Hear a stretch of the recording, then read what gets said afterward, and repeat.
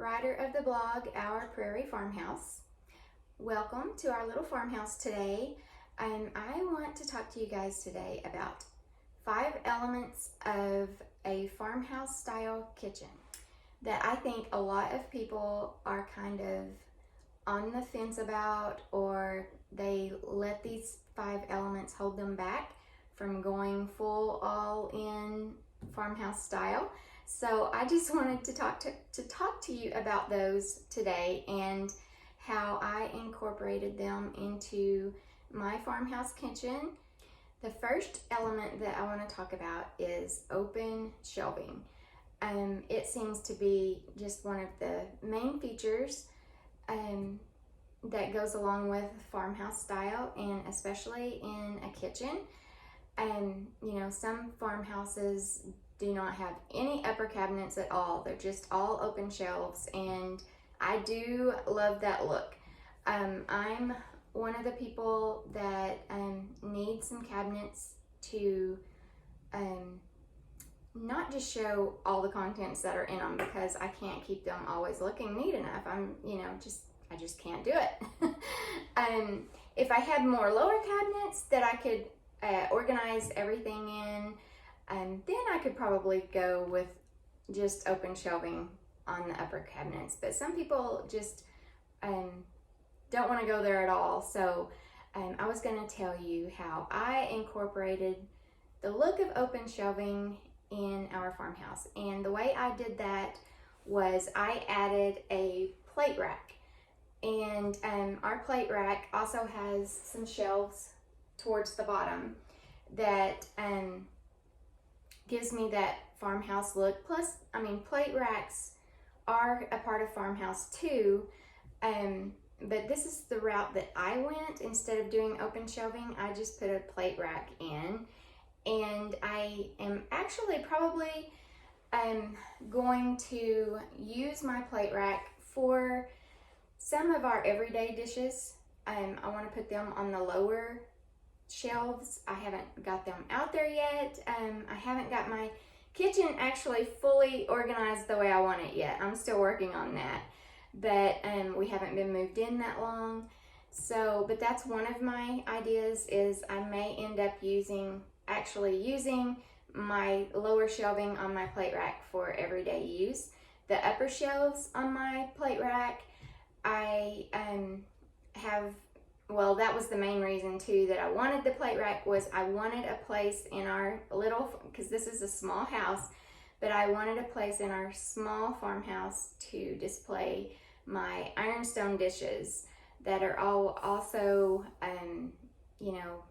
a part of farmhouse living too. So, but I just love the ironstone, and I wanted a place to display those, and so I really liked how my plate rack turned out. And of course, with using it for display, I will have to, clean and dust dishes that are up high occasionally.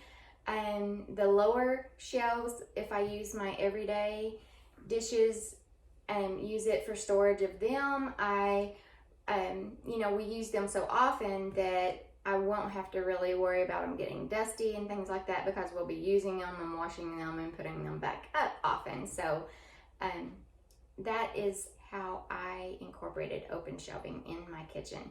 Of course, there's, you could also, instead of doing a plate rack, if you didn't want a plate rack, you could do open shelving and just do a small section, just like I did with the plate rack. You could even put it between some of your cabinets. But anyway, that is how I incorporated the open shelving farmhouse look into my kitchen. And then the second thing I wanted to talk to you about is glass doors on cabinets. That's also very popular in the vintage farmhouse look, because they used to have glass doors in their cabinets a long time ago.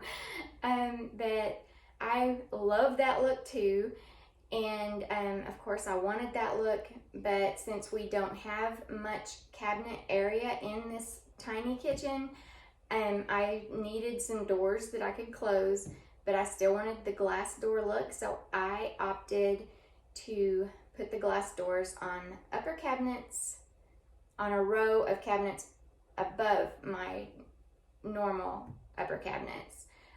Because luckily our little house does have very high ceilings. It's got 10-foot ceilings, so we had plenty of room to put some more cabinets up higher. So that's how I incorporated the glass doors in my kitchen.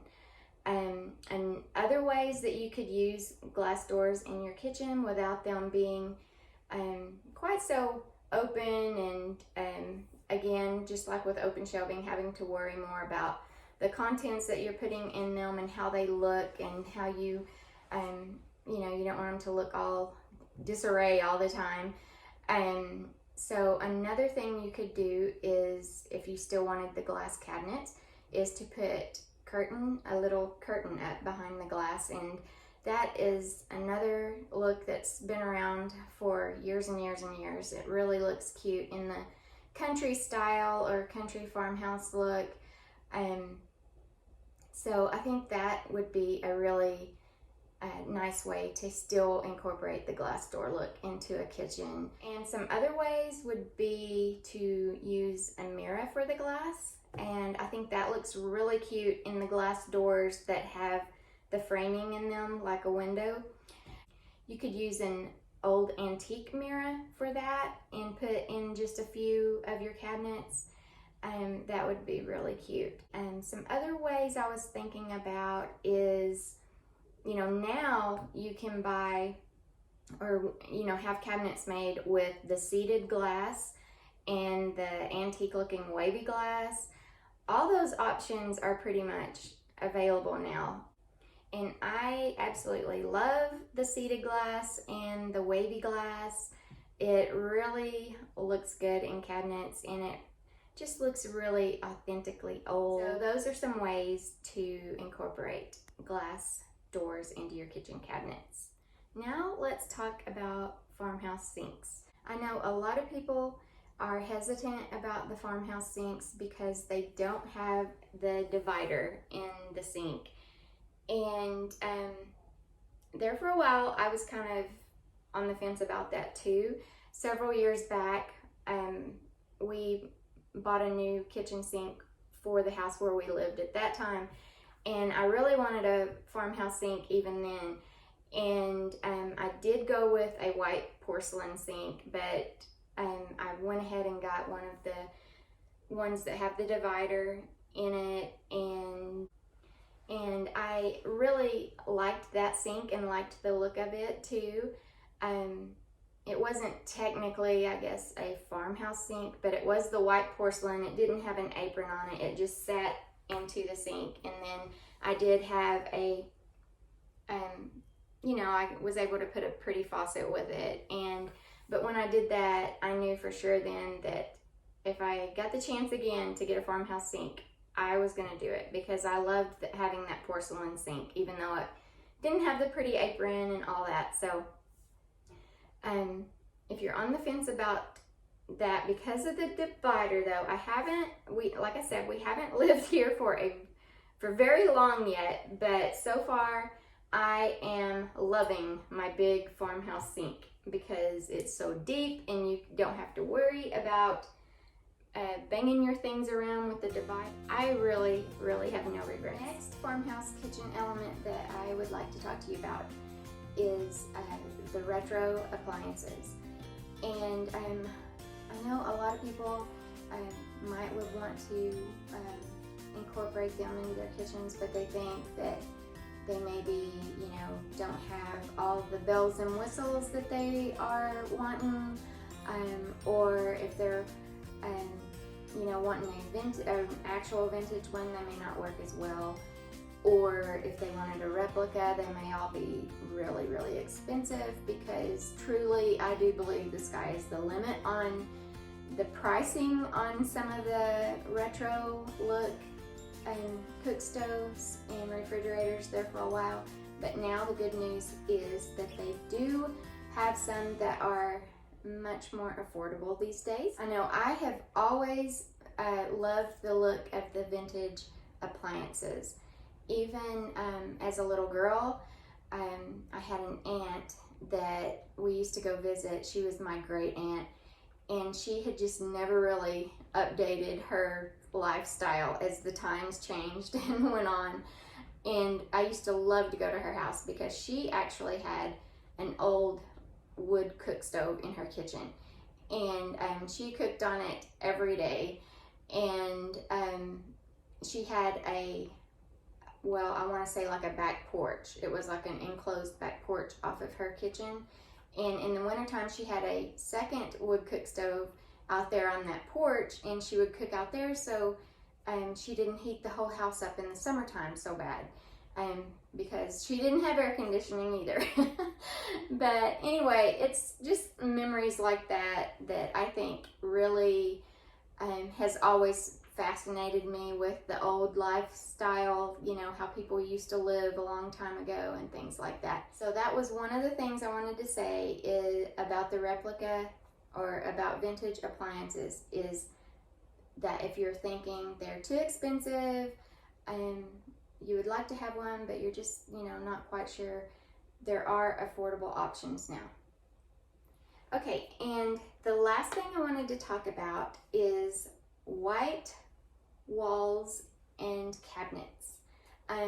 That is just, you know, a big part of the farmhouse look. And I was thinking about this earlier. When I was growing up, I don't remember anyone having any other colored walls in their house besides white. Maybe it was just my family, but everyone had white walls. And so I just never really thought about having white walls being an issue with anything. But I've heard a lot of people say, I just don't think I could deal with, you know, the white showing dirt and some, you know, just showing everything. One of the ways that I look at that is, obviously you want your house to be clean. So with it being white, and if things show on the white easier, then you see it and you just wipe it up quicker.